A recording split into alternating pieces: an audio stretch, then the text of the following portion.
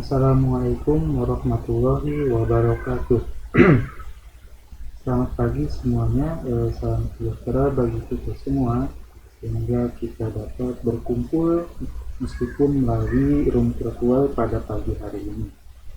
Nah, pada pagi hari ini kita akan membahas mengenai proses islamisasi di Banten dan peninggalannya.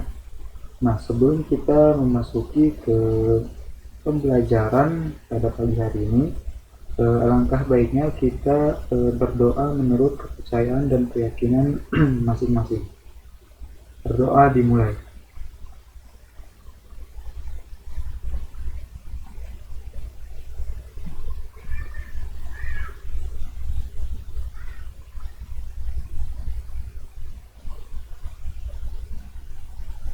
Berdoa selesai.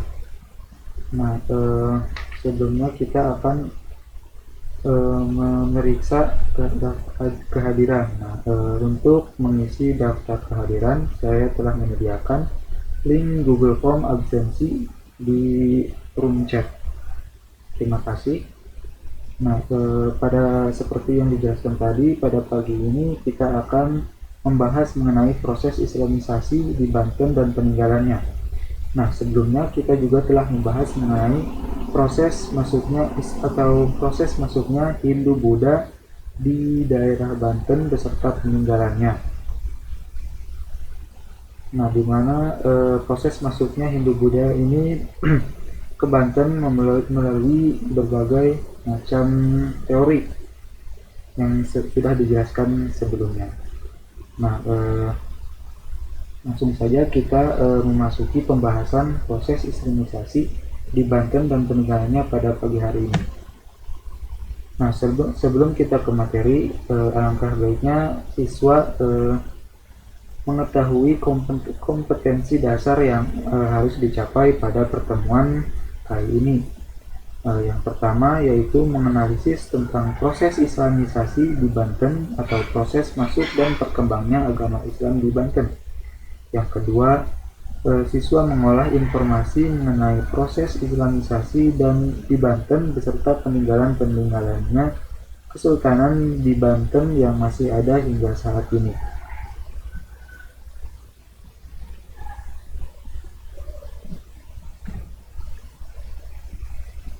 Nah, selanjutnya yaitu deskripsi singkat materi. Nah, untuk lebih memudahkan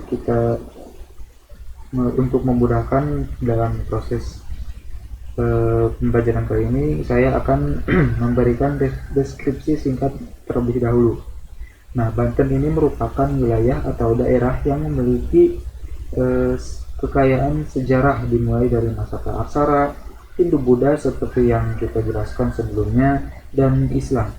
Nah, dalam pembahasan kali ini akan membahas mengenai proses masuknya agama Islam ke wilayah Banten atau proses islamisasi di Banten yang terjadi pada tahun 1553 yang dibawa dari tanah Jawa oleh seorang anak dari salah satu wali Songo, yaitu Sunan Gunung Jati. Nah, langsung saja kita ke materi selanjutnya yaitu proses islamisasi di Banten. Nah, poin pertama yaitu masuknya Islam di Banten.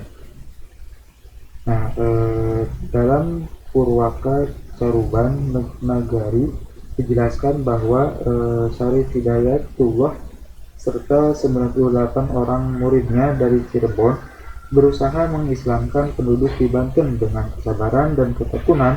Banyaklah yang mengikuti jejak Syarif Hidayatullah ini. Bahkan akhirnya Bupati Banten dan sebagian besar rakyatnya memeluk agama Islam karena tertarik akan budi pekerti dan ketinggian ilmunya. Maka Bupati Banten menikahkan Syarif Hidayatullah dengan adik perempuannya yang bernama Nai Kawunganten. Dari pernikahan ini, Syarif Hidayatullah dikaruniai 2 orang anak yang diberi nama Ratu Winaon dan Hasanuddin. Nah, tak lama setelah menikahkan anaknya, karena panggilan uanya Cakrabuana Syarif Hidayatullah berangkat kembali ke Cirebon. Di sana ia diangkat menjadi tumenggung yang memerintah daerah Cirebon menggantikan uaknya yang sudah tua. Nah, kemudian tugas penyebaran agama Islam di Banten dilanjutkan oleh anaknya, yaitu Sultan Hasanuddin. Nah, dengan ketekunan dan ketangguhan serta kelembutan hatinya, usaha Hasanuddin ini membuahkan hasil yang menakjubkan. Diceritakan bahwa diantaranya yang memeluk agama Islam adalah 800 orang pertapa resi dengan sebagian besar pengikutnya, sehingga di Banten telah terbentuk suatu masyarakat Islam di antara penduduk pribumi yang masih memeluk ajaran nenek moyang.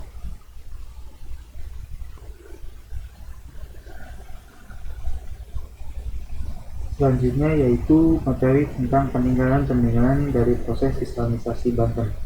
Nah, yang pertama yaitu ada Masjid Agung Banten. Masjid Agung Banten merupakan salah satu peninggalan bersejarah dari Kesultanan Banten yang dibangun pada masa kejayaannya. Dewasa ini banyak terdapat peninggalan bersejarah yang sudah hancur pada masa lampau dan tidak terdokumentasi dengan baik, sehingga mungkin akan sulit bagi generasi yang akan datang untuk mengetahui tentang budaya keluhurannya. Masjid Agung Banten didirikan pada tahun 1566 Masehi ketika Maulana Hasanuddin menjabat sebagai Sultan Banten pertama, yaitu antara tahun 1552 sampai 1570. Nah, yang kedua yaitu ada Keraton Surosoan.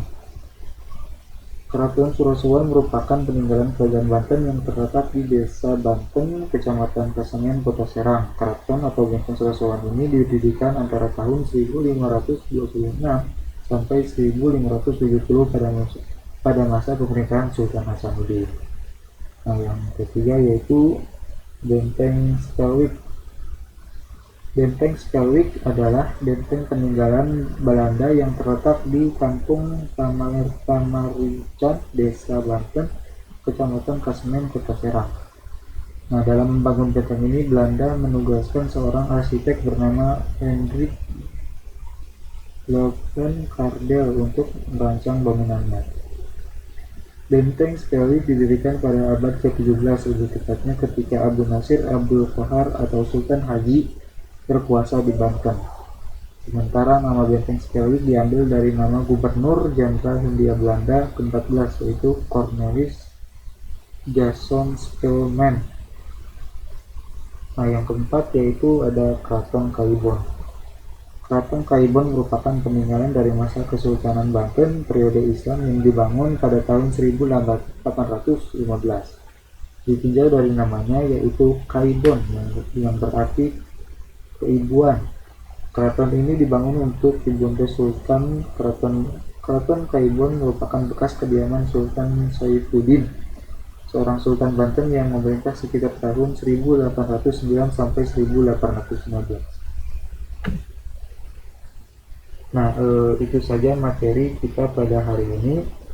Semoga bermanfaat. Kita berjumpa lagi di pertemuan selanjutnya. Terima kasih. Wassalamualaikum warahmatullahi wabarakatuh.